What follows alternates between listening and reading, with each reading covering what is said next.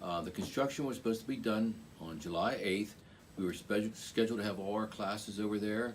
Well, it was delayed to August, then it got delayed till 5 weeks into the semester, and now you see the date we're at. And so what happened, we had to reschedule all of our classes into all different locations. And what's taking place, it's hard because students are in McKay, they're in ECB, they're in Ruth over there, Ruth Rizzo Hall, and we never really get to see the students in the building with us.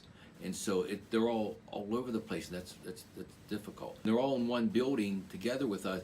When they come out of the classroom, they come over to the faculty and see what they need to do, but this is really hard on the students. We have 3 new labs, all hands-on, which will be a great benefit for the students. That's what they wanted, more hands-on, so then they go in their internship or go out to the workplace, they're familiar with all the equipment they have to work with.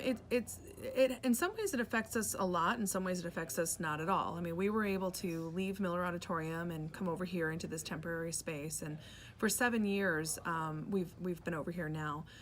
It affects us because the spaces that we're in weren't purpose built, you know. And so in some ways, you know, what we do can be transferred into other spaces, but then there's also like struggles that you deal with. Like, so for instance, the NPR, one of the biggest problems that we've had since we moved over here is that the ceilings upstairs are only 11 feet tall. So it's really affected the kinds of shows that we can do, the size and the scale and the scope.